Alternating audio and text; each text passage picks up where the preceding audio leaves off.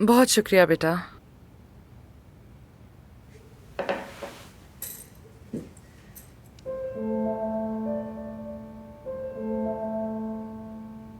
मुझे तो लगा था तुम लोग दाना में होगे। गाजियांतब कैसे चले गए? बहुत लंबी कहानी है।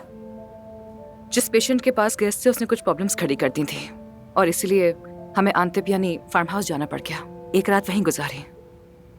बाबा कैसे हैं तुम्हारे? ये सब आप क्यों पूछ रही हैं? हाँ, मैं फिक्र करती हूँ उनकी। चाहे तुम मानो ना मानो, लेकिन मुझे अभी भी तुम्हारे बाबा की खैरियत की फिक्र रहती है, क्योंकि मैं अभी भी उससे बहुत इम्पोर्टेंस देती हूँ। तो फिक्र होती है आपको? अब भी आप उन्हें अहमियत देती हैं? हाँ वाकई। ऐसे शख्स को जिसे वो अहमियत देता हो, मोहब्बत करता हो, छोड़ देता है क्या? छोड़ देता है। अगर वो शख्स उससे उसकी शनाख्त, उसके ख्वाब, सारी उम्मीदें छीन ले तो हाँ, छोड़ देता है। छोड़ना पड़ जाता है। तो फिर तो मैं भी उस फहरिस्त में शामिल होंगी। हरगिज नहीं।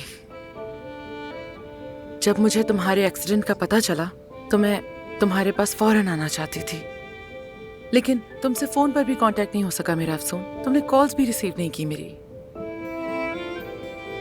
जानती है मैं आज क्या सोच रही थी?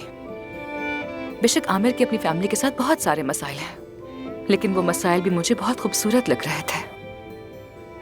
मैंने दिल में कहा कि हाँ, फैमिली ऐसी ही होती है, हमेशा एक साथ होती है, एक दूसरे के साथ खड़ी होती है, चाहे कुछ भी हो जाए।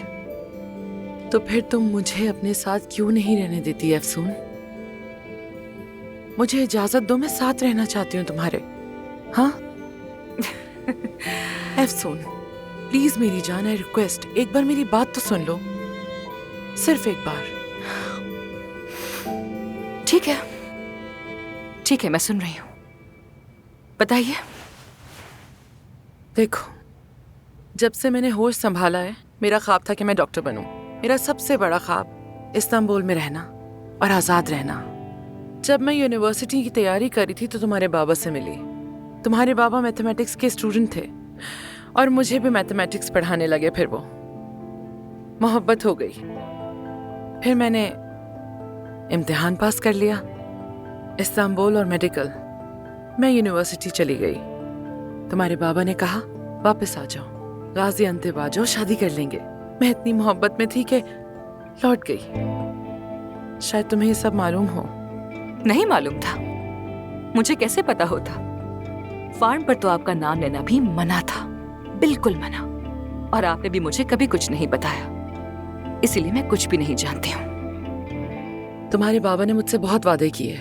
उन्होंने कहा कि जब उनकी तालीम मुकम्मल हो जाएगी हम इस्तांबुल चले जाएंगे और फिर मैं भी अपनी तालीम मुकम्मल करूंगी। मेरे घर वालों ने मुखालफत की थी इस शादी की, मगर मैंने सबको छोड़कर शादी कर ली। वक्त गुजरता गया और तुम्हारे बाबा के ख्यालात भी बदलने लगे। वो इस्तांबुल नहीं जाना चाहते थे। कहने लगे कि मैं मैथ्स का टीचर हूँ और अगर तुम डॉक्टर बन गई तो मुझे छोड़ ही दोगी। नहीं नहीं, मुझे यकीन नहीं आ रहा।